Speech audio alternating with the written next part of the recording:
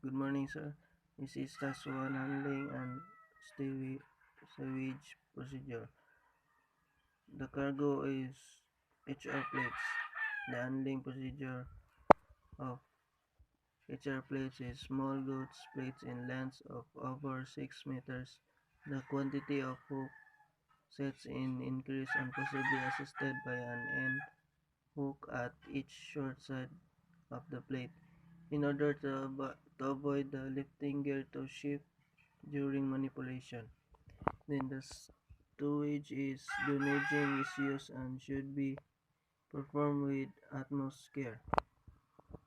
Then dunnage wood should be of uniform thickness and should be kept in line vertically throughout the stove. Next is in case longer plates overstow smaller plates, any gaps must be properly filled by means of either dunnage or square timber. The next is billets. The handling procedure is slings, hooks, shackles, straps, and chains must all be of sufficient robustness to provide adequate factors of safety when lifting the loads. When a load is lifted by a pair of legs, slings, the angles subtended at the lifting hook should be small enough to ensure the cargo is not distorted or damaged by pinching. The stowage procedure of billets is they should always be kept dry wells. Physical damage should at all times be avoided. The next is pipes. The handling procedure of pipes is the pipes are stored on the open away or on wagons will be directly lifted by means of short cranes.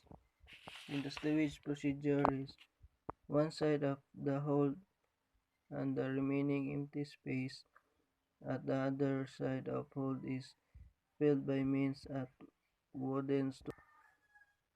Test 2 fruit loading and discharging procedure. Fruit and vegetables are living and so respire taking in oxygen from air and producing carbon dioxide. As noted in the section on temperature control, this process involves the production of heat, hence the need of temperature control. For short voyage of no more than 3 or 4 days, fruit pick at the right time, not not only ripe, can be carried without refrigeration.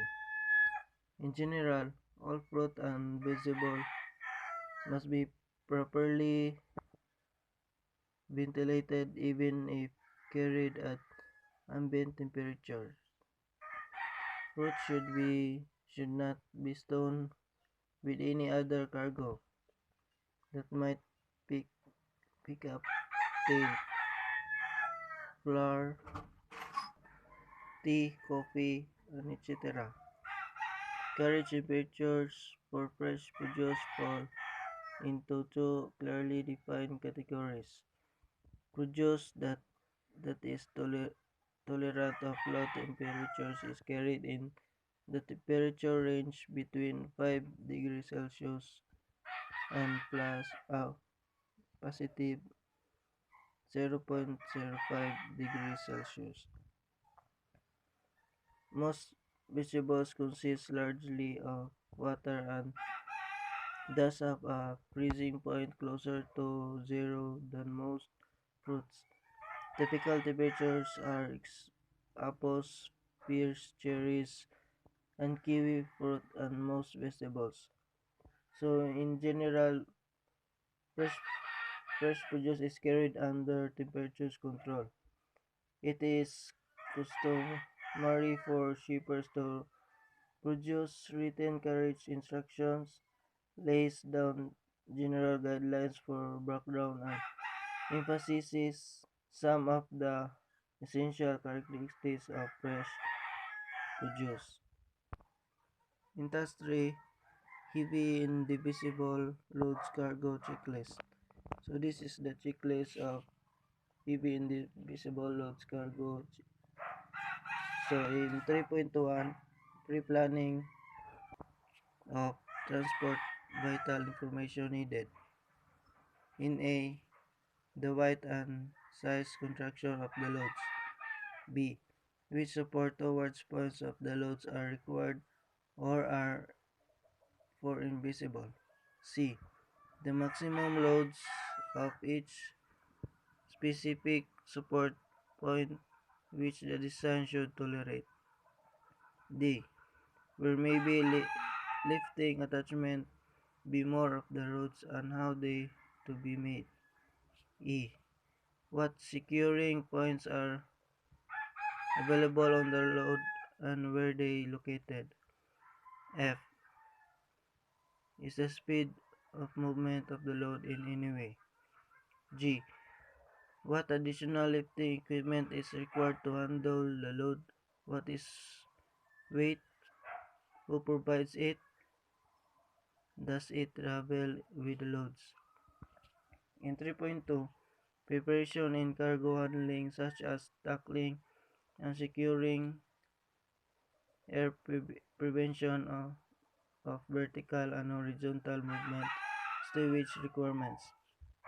A, traditional heavy lift directs are used which are themselves supported by the most or some on port. 3. Supports unless suitability stipend should be themselves supported by not less than 3 stays are leading fore and aft, and the leading to the former stays also should be net up, tant and stretching zero securely stop. B. Tackling slings should be made up of appropriate wire or chain to provide an adequate safe working load of the cord curved length so that they don't damage the cargo and do not require shortening because too long of drifting. C. Vertical and horizontal movement. Careful winch essential. Heavy drag length should be lifted on bulkhead and deckside in suitable to prevent bucklings. D. Thick film water bearing. The load should be positioned in such a manner that heavy point loading is not exerted on deck or tank top plotting in between scummers. In 3.3, loading discharging operation. A. The ship should be upright when loading or discharging a heavy lift and have adequate stability. B. Clear lines of communication should be established between all those in the operation. C. Discharging.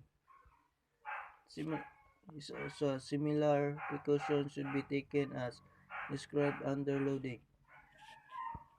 So that's all, sir. Thank you.